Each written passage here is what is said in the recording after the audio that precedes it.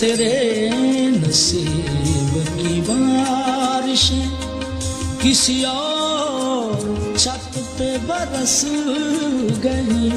دل بے خبر میری بات سن, اسے بھول جا, اسے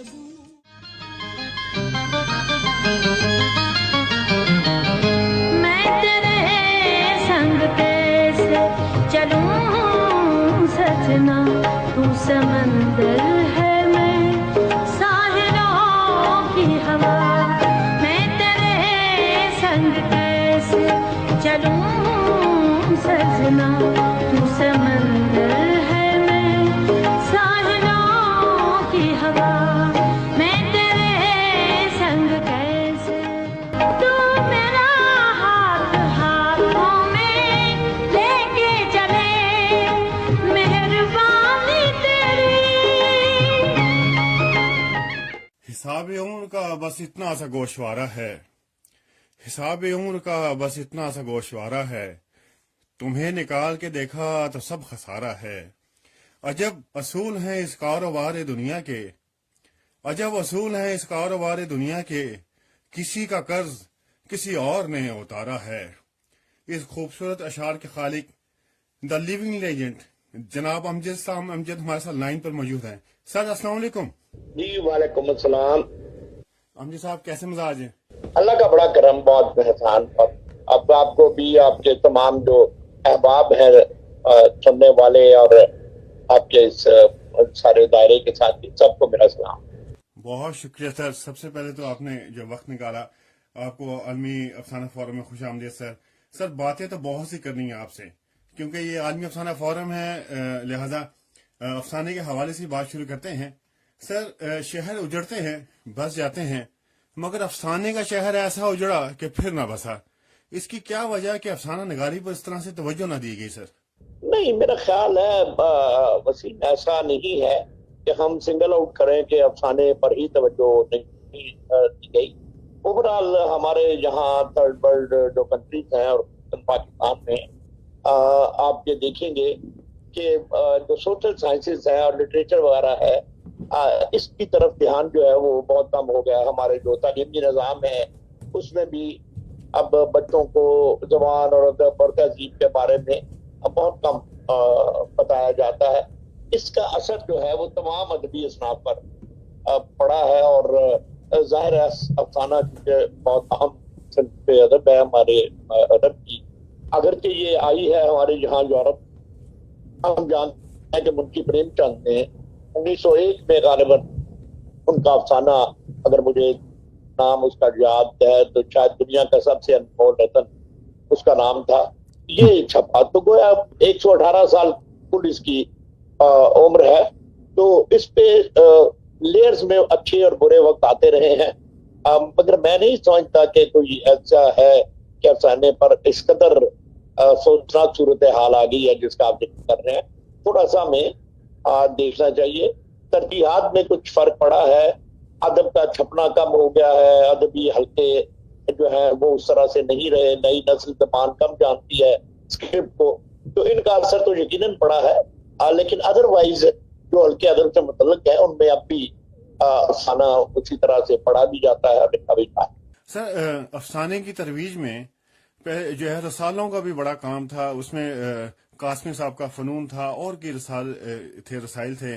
اس کے بعد اب یہ کتابیں بھی اس طرح سے نہیں آ رہی, جس طرح کے لوگ جو ہے کتاب سے بھی بہت دور ہو گئے ہیں. تو یہ کس طرح سے سر آپ کیا اردو ادب کا جو مستقبل ہے اس کو آپ کس طرح سے دیکھتے ہیں سر؟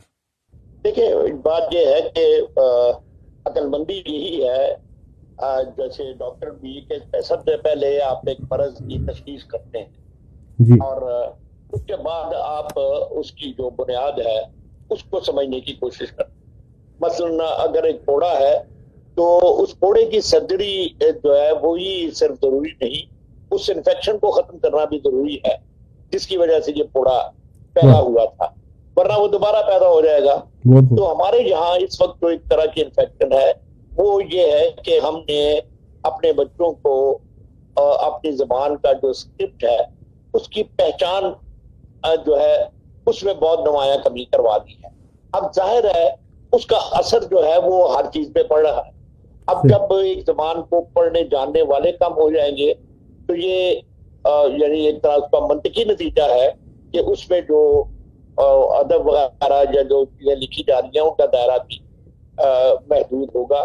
یہ بات آپ کی درست ہے کہ ادبی رسائل جیسے نقوش اور فنون اور اوراق اور انڈیا میں کئی بہت اچھے رسالے نکلے. ان میں تازہ افسانے جو ہیں وہ آتے رہتے تھے اور اس سے لوگوں میں افسانے سے محبت کا یا تعلق کا ایک دائرہ سا بھی بنتا رہتا تھا. اب اس میں کمی آئی ہے، لیکن میں پھر وہی بات کروں گا کہ اصل مرض یہ نہیں ہے. یہ چیز دوبارہ ریوائیو ہو جائے گی، کسی اور شکل میں آ جائیں گی. آج کل اب ہم آپ ایک الیکٹرانک کی اور ایک ٹیکنالوجی کی دنیا میں رہ رہے ہیں. این ممکن ہے کہ یہ افسانے جو ہیں آئندہ اور 2 سال میں صرف رائٹر جو ہے وہ پڑھے اور پڑھ کے ان کو وہ کسی ایسے اس میں ڈال دے سسٹم میں کہ لوگ اس کے افسانے کو سن سکیں. یہ کوئی بھی صورت اور پیدا ہو جائے تو صورت ممکن ہے بدل جائے، لیکن اصل چیز یہ ہے کہ اس زبان کے جاننے والے اور ادب سے تعلق رکھنے والے لوگ جو ہیں ان کو مجتمع کیا جائے اور ان کے دائرے کو وسیع کیا جائے. اگر یہ ہو جائے گا تو یہ باقی چیزیں میرا دماغ یہ کہتا ہے کہ خود بخود ٹھیک ہو جائیں گی. شکلیں بے شک بدل جائے گی لیکن بنیادی طور پر تسلسل جو ہے وہ قائم رہے گا. امجد صاحب، باتیں تو آپ سے بہت سی کرنی ہیں کیونکہ آپ کی تخلیق کا کینوس بہت وسیع ہے، آپ کا ویژن بہت بڑا ہے، بلکہ آپ بذات خود ایک دبستان کی حیثیت رکھتے ہیں. میں آپ سے یہ پوچھنا چاہ رہا ہوں کہ آج کل کے جو نئے لکھنے والے ہیں وہ ادب کو 100 میٹر کی دوڑ سمجھ رہے ہیں اور شیطانی اجرت کا شکار نظر آتے ہیں اور اپنے لکھے ہوئے پر بھی نظر ثانی نہیں کرتے، اور شہرت کے پیچھے وہ سمجھتے ہیں کہ شہرت جو ہے وہ حاصل کر لیں ایک ہی رات میں.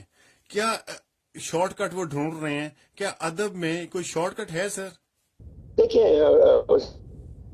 ہے کہ ہمیں جب کوئی بات اس طرح کرے نا تو تھوڑا سا ہمیں اس کو دیکھنا چاہیے کہ کیا وہی جو چیز میں نے ابھی آپ سے کہیں نہ کہیں کہ یہ صرف میڈیم کی تبدیلی تو نہیں ہے کہ اب ایک سوشل میڈیا آ گیا اور آپ ایک یعنی منٹ کے اندر ایک بات کا ری ایکشن جو ہے وہ پوری دنیا میں پھیلا سکتے ہیں. میں سمجھتا ہوں جو میں نے ادب کو پڑھا ہے تاریخ ادب کی کہ ہمیشہ سے ایسے لوگ رہے ہیں جن کو راتوں رات مشہور ہونے کا شوق ہوتا ہے اور جو اپنی قابلیت یا اپنی محنت کی بجائے کنڈوں پر زیادہ زور دیتے ہیں.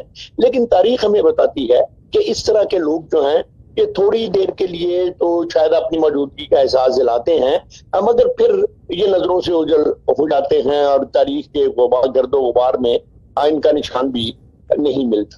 آپ کو میں 200 سال پہلے کا میر درد کا ایک شعر سناتا ہوں. وہ کچھ اس طرح سے ہے کہ بے ہنر دشمنی اہل ہنر سے آ کر بے ہنر دشمنی اہل ہنر سے آ کر منہ پہ چڑھتے تو ہیں پہ دل سے اتر جاتے. سبحان اللہ سبحان اللہ.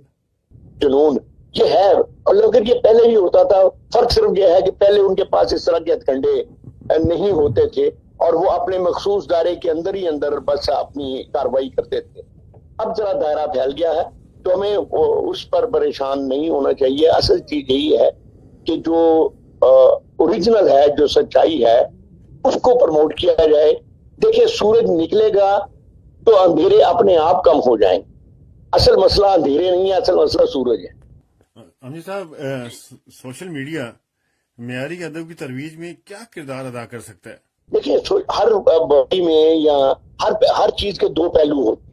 اب سوشل میڈیا کا ایک منفی پہلو تو یہ ہے جس کی طرف ہم نے اشارہ کیا، مگر بلا شبہ اس کا ایک مثبت پہلو بھی ہے، اور وہ یہ ہے کہ ادب کی رسائی جو پہلے چند کافی ہاؤسز کچھ چند ایک رسالوں تک اور کہیں کوئی ادھر کے ایک آدھ کوئی بزم ادب ٹائپ محفل تک محدود ہوتی تھی، اب اس کا دائرہ بے حد وسیع ہو گیا ہے اور اس میں بے شمار ایسے لوگ بھی آگے ہیں جو میں ہمیشہ کہا کرتا ہوں کہ کچھ لوگ ہوتے ہیں جن کو ہم تماشائی کہتے ہیں، کچھ ہوتے ہیں جو تماشبین ہوتے ہیں. اصل میں تماشبین بھی جو ہے وہ بھی جب تماشائیوں میں گل مل جاتے ہیں نا تو پھر یہ گڑبڑ پیدا ہوتی ہے جس کی طرف آپ اشارہ کر رہے ہیں. تو اصل چیز یہی ہے کہ تماشبینوں اور تماشائیوں کو علیحدہ کیا جائے اور اصل اپنا جو رخ ہے وہ تماشائیوں کی طرف، یعنی جو ریڈرز ہیں، اصل پڑھنے والے لوگ ہیں، قارئین جن کو ہم کہتے ہیں، ان کی طرف رکھا جائے کہ یہ باقی جو ارد گرد کی کاروائی ہے یہ خود بخود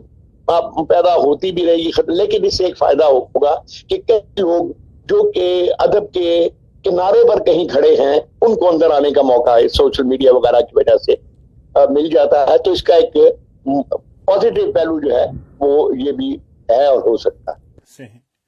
امجد صاحب ماشاءاللہ آپ نے بہت زندہ شاعری کی، اردو ادب کو بہت کچھ دیا، آپ کے لکھے ہوئے کو مقبولیت ملی، دوام ملا۔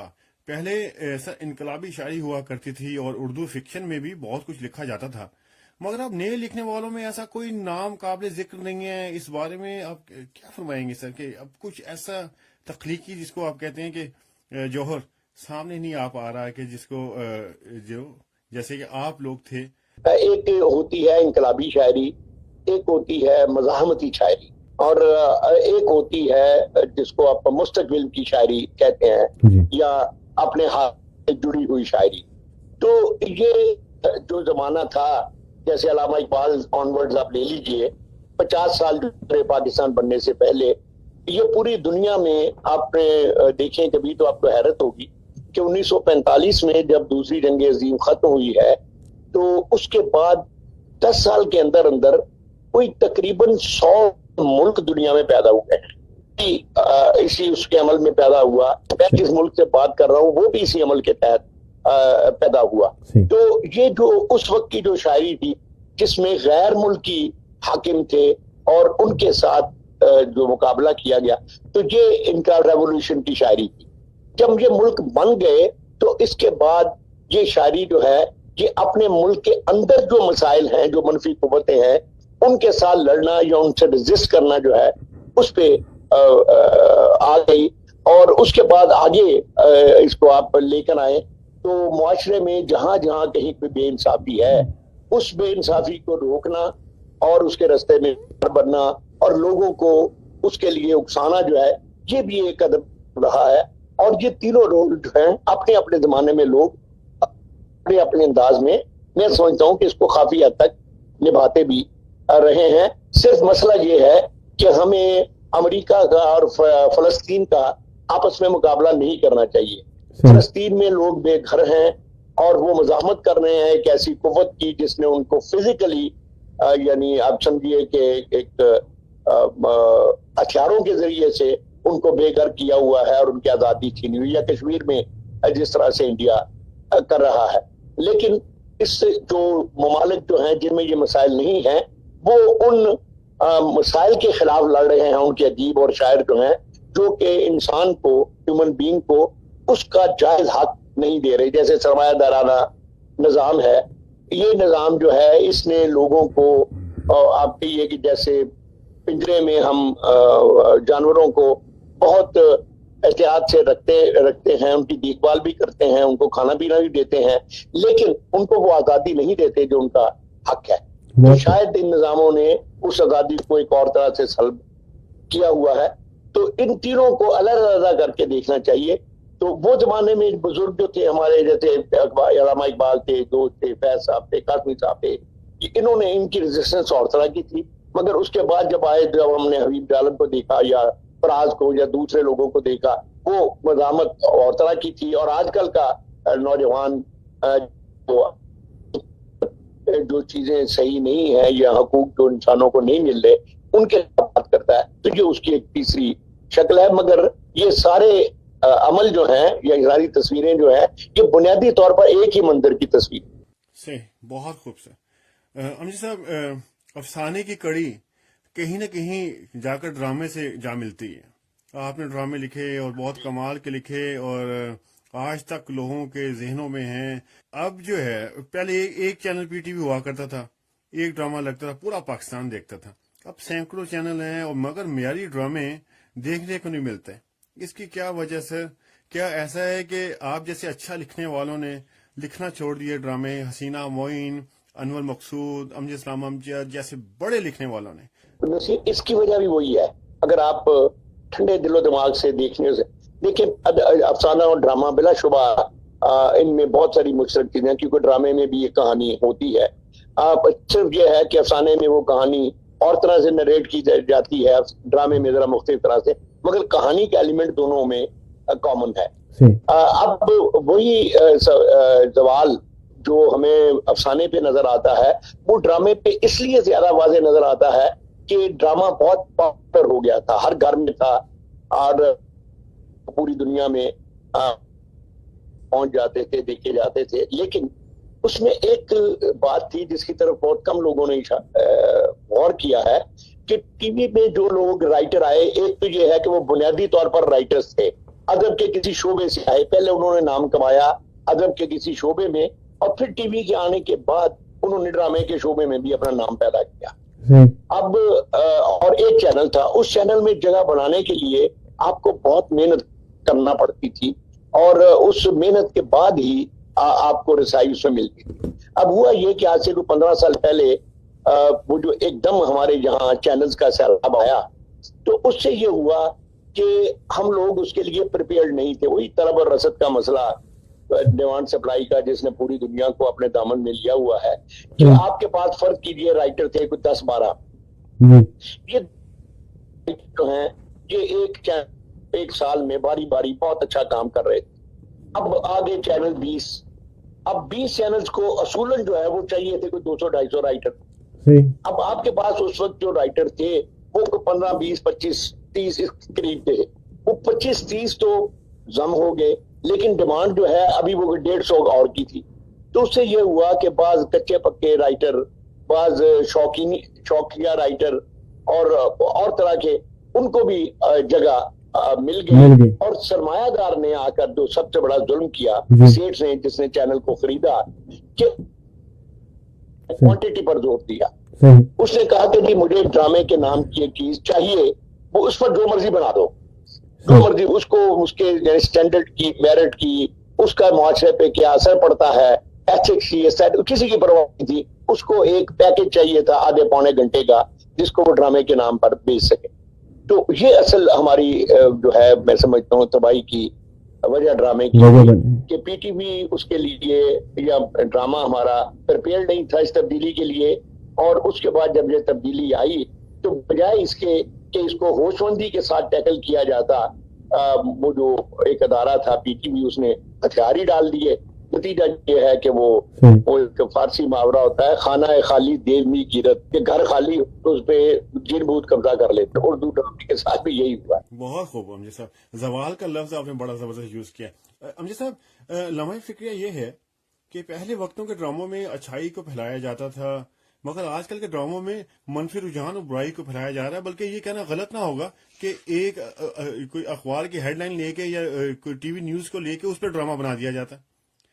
تو اس میں یہ کہ جو دیکھنے والے 11-12 کس نے اس میں جو ویلن ہے جو وہ تو ٹاپ پہ دکھائی دیتا ہے، اور جو راستے عام آدمی کو نہیں بھی پتا وہ اس سے سیکھ جاتا ہے۔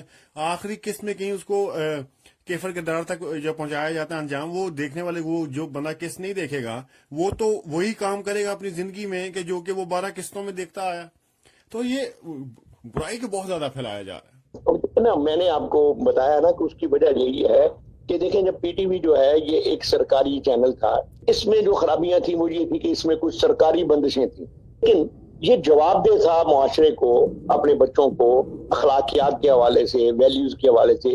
ایک ٹی وی سکرین پر آپ کو بلوچ کلچر بھی نظر آتا تھا، پشتون بھی نظر آتا تھا، سندھی بھی نظر آتا تھا، پنجابی بھی نظر آتا تھا، یہ ہمارے جو ہے مہاجرین بھائی ہیں ان کا کلچر بھی۔ تو یہ ساری چیزیں جو ہیں، اور اس کے ساتھ اس میں یہ التزام رکھا جاتا تھا کہ یہ ڈرامہ آپ کا دادا کا بیٹا، اس کا بیٹا، بہن، بھائی، ماں، سب لوگ جو ہیں دیکھ سکیں اور ان کو ایک دوسرے سے آنکھیں نہ چرانا پڑے۔ اس میں ایک اسٹیٹکس، ایتھکس، اخلاقیات کا۔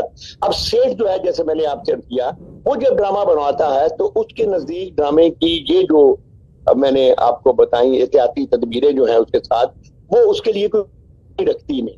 اس کو سینسیشن چاہیے، ہنگامہ خیزی چاہیے، دکھنے والی، متوجہ کرنے والی چیز چاہیے، چاہے اس کا اثر کچھ بھی ہو۔ تو یہ اصل چیز ریزسٹ جو ہیں وہ معاشرے کرتے ہیں۔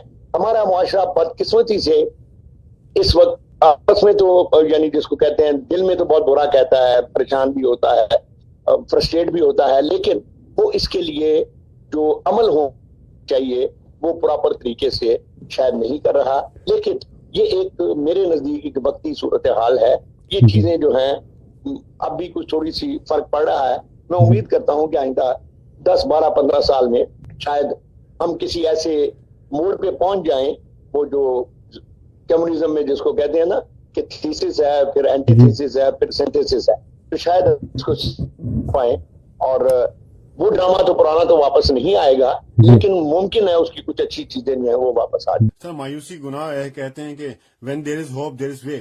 عمیرہ احمد اور سرور نذیر صاحبہ اچھے ڈرامے لکھ رہی ہیں, لوگ دیکھ رہے ہیں اور بڑے سبق آموز ہوتے ہیں. انہی لوگوں میں کچھ اچھے لکھنے والے بھی ہیں. ظاہر ہے جب ہم بات کرتے ہیں تو اس کا یہ مطلب نہیں کہ سارے ہی خراب ہیں, لیکن فرق صرف یہ ہے کہ اچھوں کی تعداد بہت کم ہوتی جا رہی ہے, اس کی طرف ہمیں دھیان دینا. سر ہمارے عالمی افسانہ فورم میں نئے لکھنے والے بھی ہیں کہ نئے لکھنے والوں کے لیے آپ کا پیغام بہت ہی زیادہ جو ہے وہ ہوگا, کیونکہ وہ لوگ جو امجد اسلام امجد بننا چاہتے ہیں ادب کی دنیا میں. آپ کا نام ماشاءاللہ جس طرح سے آپ نے آج بھی امجد اسلام امجد ہی ہیں, جس طرح سے آپ نے جو ورک کیا, جو اردو ادب کو جو کچھ آپ نے دیا, وہ چاہے کالم نگاری ہو, آپ نے سفر نامے بھی لکھے, ڈرامہ نگاری ہو, اور جو یعنی کہ آپ نے جس چیز پہ بھی قلم اٹھایا اس کا عروج ماشاءاللہ آپ نے دیکھا. اللہ تعالیٰ آپ کو زندگی دے, صحت دے. اب نئے لکھنے والوں کے لیے آپ کا کیا پیغام ہے سر؟ دیکھیے جی بات یہی ہے, میں نے عرض کیا نا کہ ایک تو ریاض ہے. ریاض بڑی دنیا میں بڑے سے بڑا سنگر جو ہے اس کے پیچھے آپ دیکھیں, بڑے سے بڑا سپورٹس مین دیکھیں. محمد علی باکسر ہمارا تھا, مجھے یاد ہے ایک دفعہ اس کی فلم چلی کہ وہ یعنی 1.5-2 فٹ پر پڑی ہوئی ہے اور صبح 6 بجے وہ 3 گھنٹے اپنے روٹین کی جو ہے وہ دوڑے وہ لگا رہا ہے.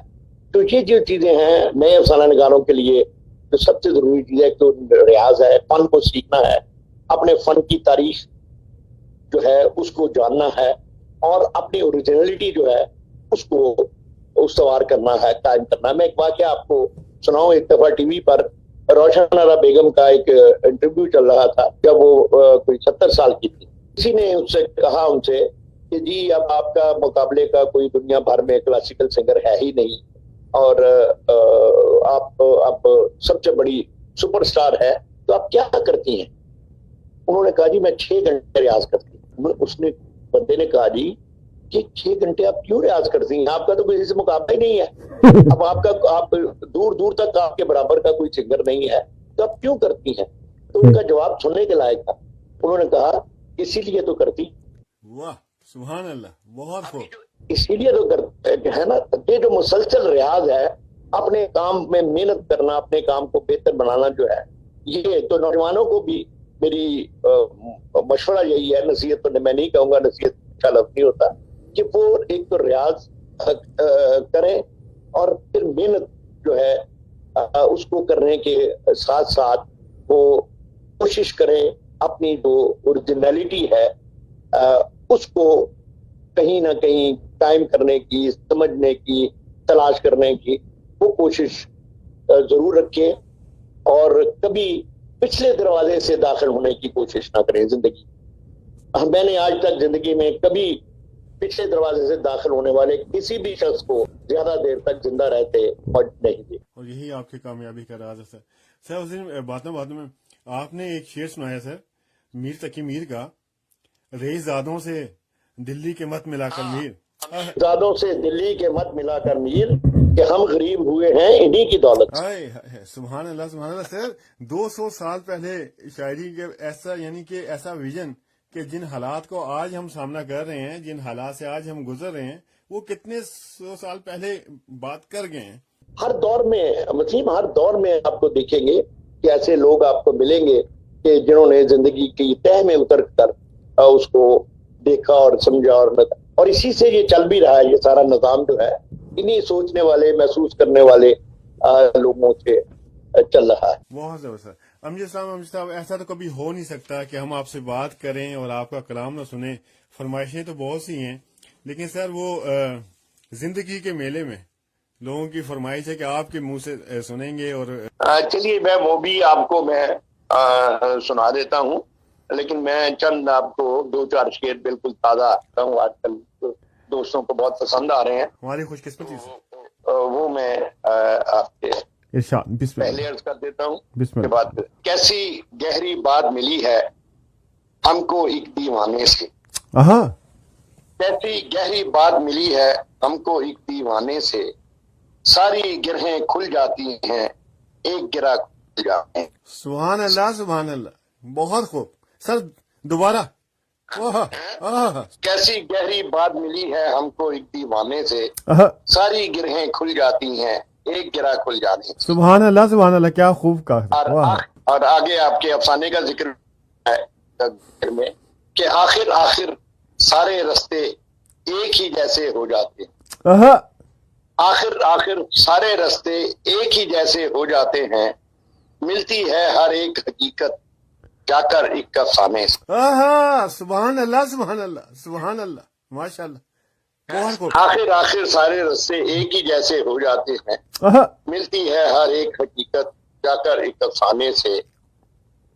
دل رستے میں آن پڑی ہے کیسی الجھن آنکھوں کو، دل رستے میں آن پڑی ہے کیسی الجھن آنکھوں کو، بستی تو ہے نئی پر لوگ نہیں انجانے سے، سبحان اللہ سبحان اللہ، بستی تو ہے نئی پر لوگ نہیں انجانے سے۔ سبحان اور اللہ۔ وہ جو نسل نو کی ہم بات کر رہے تھے، جی نئی نسل کس طرح سے چیزوں کو دیکھتی ہے، اس جی پر بھی ایک شعر دیکھیے گا کہ کیا ہے اب جو نسل نو نے ہم کو ہنس کر ٹال دیا، کیا ہے اب جو نسل نو نے ہم کو ہنس کر ٹال دیا، ہم بھی کب اس دور جنوں میں سمجھے تھے سمجھانے سے۔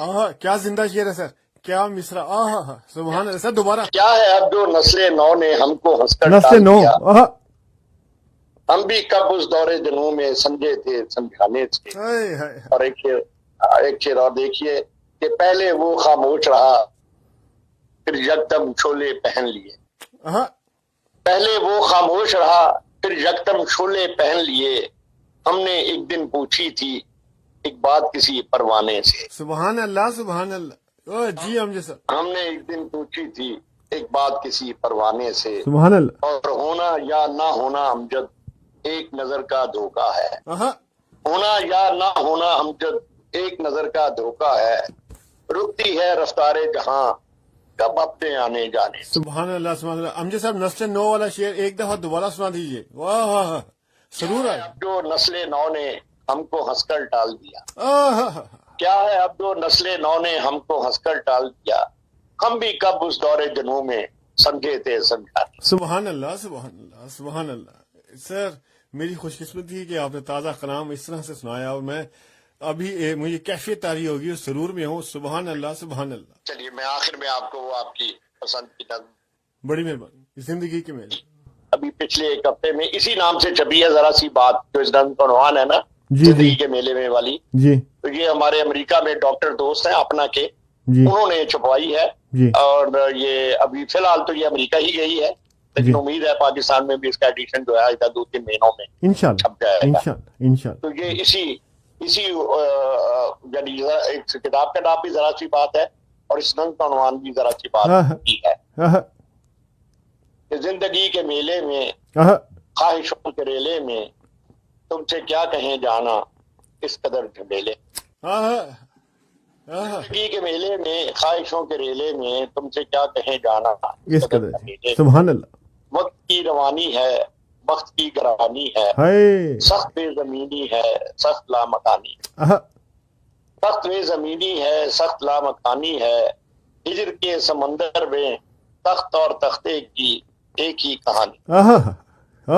ہجر کے سمندر میں تخت اور تختے کی ایک ہی کہانی سبحان ہے، اللہ تم کو جو سنانی ہے بات کو ذرا ذرا سی سی ہے، ہے بات عمر بھر کی ہے، اور عمر بھر کی باتیں کب دو گھڑی میں، ہائے ہائے ہائے، عمر بھر کی باتیں کب دو گھڑی میں ہوتی ہیں، سبحان اللہ درد کے سمندر میں ان گنت جزیرے ہیں بے شمار موتی، آنکھ کے دریچے میں تم نے جو سجایا تھا بات اس دیے کی ہے، آنکھ کے دریچے میں تم نے جو سجایا تھا بات اس دیے کی ہے، بات اس گلے کی ہے جو لہو کی خلوت میں چور بن کے آتا ہے، اور لفظ کی فصیلوں پر ٹوٹ ٹوٹ جاتا ہائے ہائے ہائے، سبحان اللہ، چور بن کے آتا ہے، لفظ کی فصیلوں پر ٹوٹ ٹوٹ جاتا ہے، آخری بند ہے اس کا کہ زندگی سے لمبی ہے ہاں بات رت جگہ کی ہے. زندگی سے لمبی ہے بات رت جگہ کی ہے، راستے میں کیسے ہو بات تخلیے کی ہے. ہائے ہائے سبحان اللہ راستے میں کیسے ہو بات بات تخلیق تخلیے کی ہے، ہاں اور تخلیے کی باتوں میں گفتگو اضافی ہے. تخلیے کی باتوں میں گفتگو اضافی ہے، پیار کرنے والوں کو ایک نگاہ کافی ہے. ہائے ہائے سبحان اللہ تخلیے کی باتوں میں گفتگو اضافی ہے، پیار کرنے والوں کو ایک نگاہ کافی ہے. ہو سکے تو سن جاؤ ایک دن اکیلے، ہائے ہائے ہو سکے تو سن جاؤ ایک دن اکیلے میں، زندگی کے میلے میں خواہشوں کے ریلے میں تم تم سے سے کیا کہیں ہائے جانا ہائے ہائے اس قدر کمیلے. سبحان اللہ سبحان اللہ سبحان اللہ سبحان اللہ اس قدر سبحان اللہ. امجد صاحب امجد صاحب اللہ تعالیٰ نے بہت آپ کو نوازا، اور جتنی آپ کی خوبصورت شخصیت ہے اتنی آپ کی خوبصورت گفتگو ہے، اور جتنی محبتوں سے آپ نوازتے ہیں، اللہ تعالیٰ آپ کو لمبی زندگی دے، صحت دے، اور آپ سے گفتگو کرنے کے بعد بہت کچھ سیکھنے کو ملتا ہے. میں نے کہا کہ جیسے کہ آپ کی شخصیت ایک دبستان کی حیثیت اختیار کر چکی ہے، اور اللہ تعالیٰ آپ کو سلامت رکھے. آپ نے اردو ادب کو بہت کچھ دیا، آپ ہمارا سرمایہ ہیں، اور ڈھیروں دعائیں ہیں آپ کے لیے، اور you are one in the millions ہے. میری بھی ڈھیروں دعائیں ہیں ہماری اپنی اگلی نسل کے لیے، آپ لوگوں کے لیے جو وطن سے دور بیٹھے ہوئے، اپنی زبان جاننے والوں سے دور بیٹھے ہوئے، ادب کے حوالے سے اس طرح کی کوششیں کر رہے ہیں، محنت کر رہے ہیں. اللہ تعالیٰ آپ کو بھی سلامت رکھے، آپ کے ارادوں میں استحکام. بہت شکریہ سر، بہت شکریہ سر. امجد صاحب بہت اچھا لگا آپ سے بات کر کے. انشاءاللہ پھر آپ سے بات ہوگی. اپنا خیال رکھیے گا. ڈھیروں دعائیں آپ کے لیے. بہت شکریہ سر، بہت شکریہ. وہ تیرے نصیب کی بارشیں کسی اور چھت پہ برس گئی، دل بے خبر میری بات سن، اسے بھول جا، اسے بھول.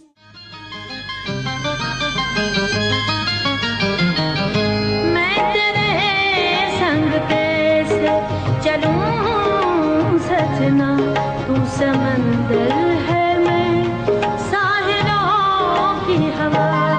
میں تیرے سنگ کیسے چلوں سجنا.